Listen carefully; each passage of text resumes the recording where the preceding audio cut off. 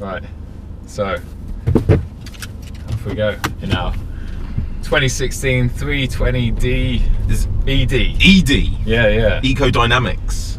Efficiency dynamics. Efficiency dynamics. Yeah, same difference. Well, you gotta get the nomenclature right.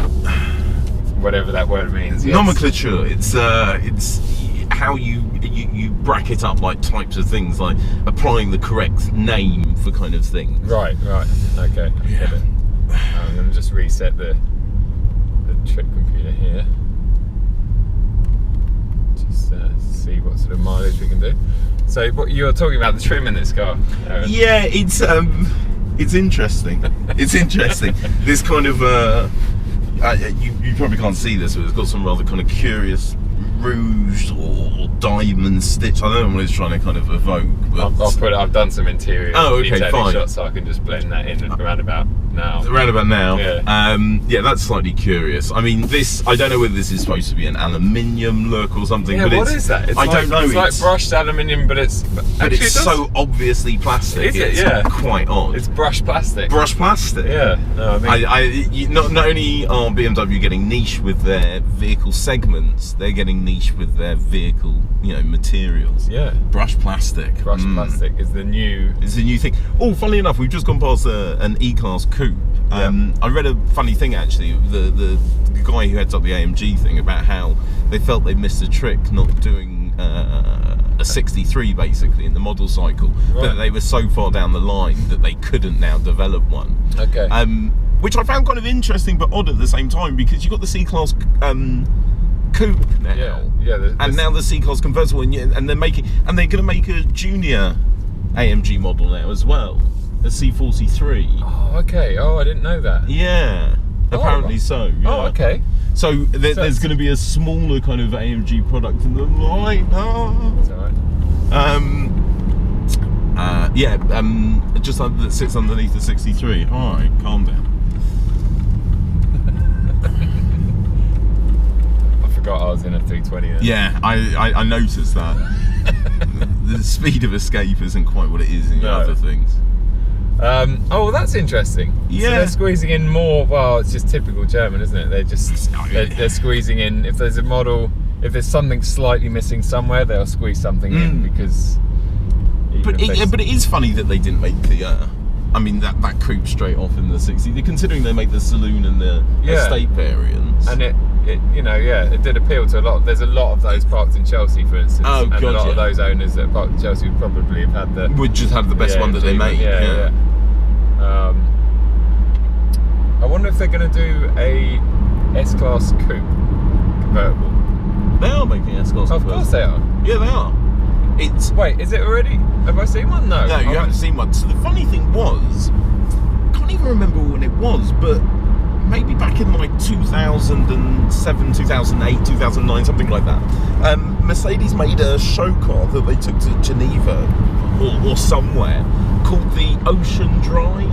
I remember seeing pictures of it. That was a 4-door S-Class cab, basically. Yeah. And this is, I suppose, kind of like that vision realised. Well, minus 2 of the doors, but kind of realised why they're making the S-Class convertible now. God, I remember that car. Oh, it was wonderful. Yeah. All kind of wavy lines, but big and just kind of. I mean, it would have been a ridiculous thing to have actually built. Yeah. People would have bought it. There's a serious wind out there. I don't think you feel the headwind. Yeah. I don't think we're going to get any. Thank God I didn't do that MPG test today because we're struggling.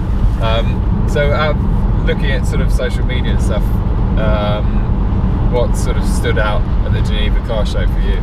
Everyone's obviously, I suppose everyone's centering, in terms of the people that I follow, on really the big things that are there. So you've got the Hyura BC, the Chiron, however it may well be pronounced. The GT, now we need to get this right, GTC4 Lusso? I think that's what it is. I think that's what it is. Yeah. But we might both be wrong on that. But there was a lot of kind of hype about that. But it was interesting that there was so much hype about that, considering it had been released a little bit earlier. Yeah. Oh, and this Centenario. the LP774. Yeah. It's more of a you car than a me car. Okay, you say that. I knew you'd say that. Now, for everyone out there, I'm a massive Lamborghini person. I just think I think they do supercars. He likes right. his show cars. He likes his G-Wagons. I think a supercar should look faintly retarded. No, I agree. That's the point. It should look like something that you penned on your exercise book when you're 8. Like Lamborghinis always have. Yeah, and I think the Aventador might well be, one of the greatest representations of that. I think, in truth, that's why they've proved so popular. Yeah. Anyway, I think it's got the proportions of a car that I did actually draw on my exercise book when I was about 8.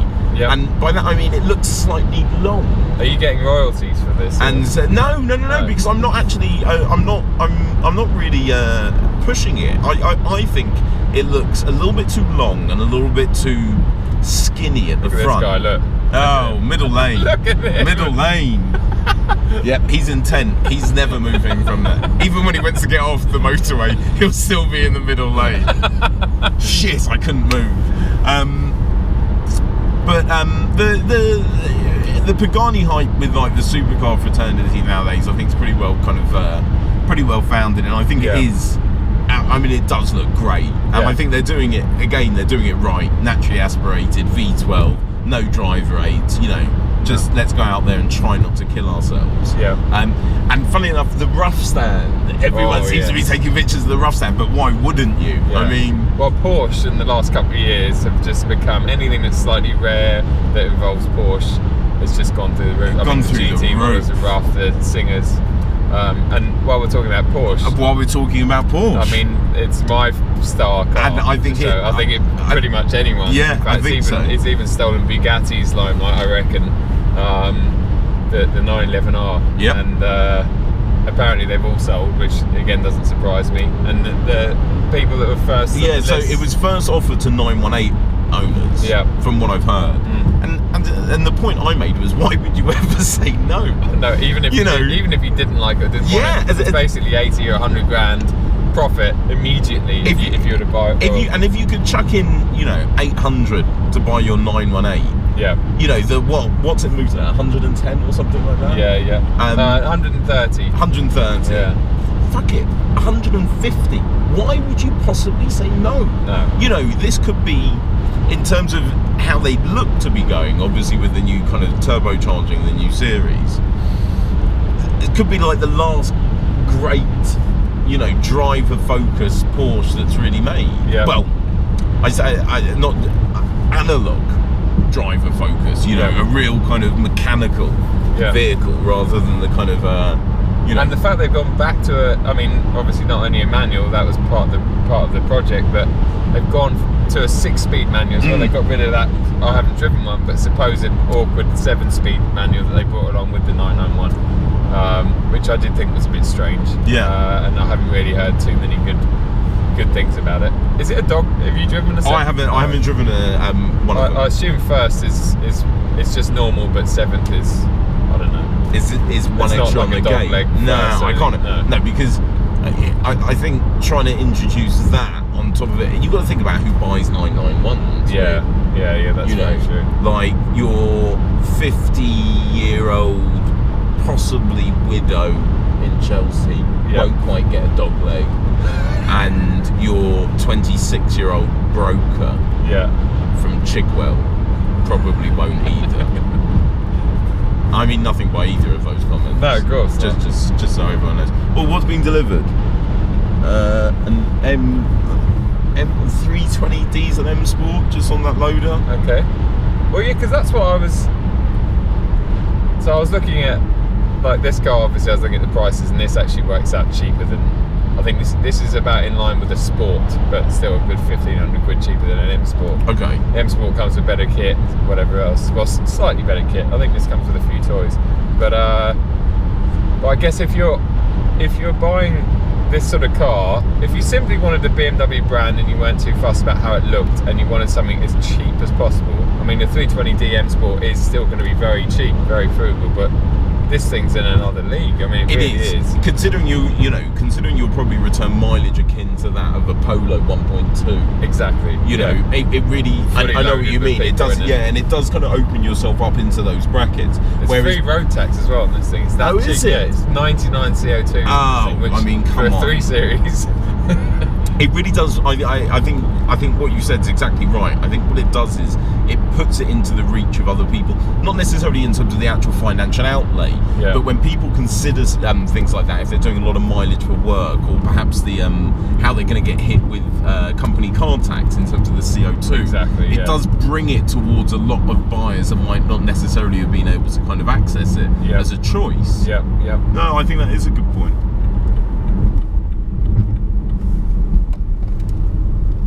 I don't think we've necessarily gone past anything of any interest. Yep, I'd stop where you were as well, mate. Yeah, he was doing me then. Look, one of those. No, it's not. Oh, I just had. It's probably a 3-litre TDI. Yeah. Those 4.2-litre TDIs are supposed to be wonderful. Oh yeah. Sorry, we're looking at like a 2-generation-old Audi A8. Because that's what we do. No, it's not. Toyota Previa. Oh look, Punto. VR. I quite like them. I do. I've got a lot of time for the VR. Oh yeah, they are supposed to be very good as well. The police like them. The police do like them. I can see why. It'd be cheap for them to buy as well. Oh, A3 cab. Oh wow. No. But have you seen the A3 Saloon? Yeah. I quite like it. I do. Yeah. Well, a good buddy of mine, Ben. He's just got picked up a new S3 Saloon. Oh, like brand new, I was just going to say the S3 Saloon's in nice. Like what's the grey that? Nardo grey. No, it's not that grey. That's lovely. Daytona grey. Daytona grey, the dark, a bit like my BM, my 7. And he's offered me the keys to that to do a test on it soon. So that'd be quite fascinating. It'd be interesting compared to my M135. Yeah, definitely. 4-wheel drive and much more of an all-weather sort of, all-rounder. But I can't imagine him being. It's a smaller, more shouty engine, though, isn't it? Yeah, exactly. Yeah, and they're very. I think it would be very small inside. I can't imagine an A3. Well, like rear cabin room and stuff. But I don't know. This is all. Yeah, why are you saying that? It's all conjecture. I mean, absolutely no basis for that. Audi will be on the phone to you. Joe, you're talking rubbish again. Do you want to get in a car first? Yeah. Oh look, Hyundai. Hi Hyundai. Hello. How are you? Thanks for your Santa Fe. Oh no, wait, we had Rolls. Yeah. Damn, I missed that Santa Fe. But we had Rolls Royces, so. And we were lucky with the Santa Fe, considering what did we have last time? iX35s. Yes. Although no, we didn't know. The last time me and you had. Genesis. We had the Genesis. Yeah, because. Have you ever seen a Genesis on the road that wasn't the one that you or I had? No. And have you ever seen one since that Fashion Week? No. Isn't that weird? Well, it's not really, because as much as it was a lot of car for 50 grand, it was still 50 grand. It was still 50 grand, and also it was a petrol only, and in this country, it's just it wasn't the way to sell it, was it? It's not going to appeal to anyone. I mean, yeah, it wasn't a bad car, was it? And I think it was a looker. I reckon. If anything, I thought it was a good looking car. It was one of the best looking cars in that segment, but it's a bit bold of them to come out with a sort of 52, 53 grand car that was just petrol. In England. In England, yeah, exactly. Right, so we're just arriving at BMW Sytner High Wycombe.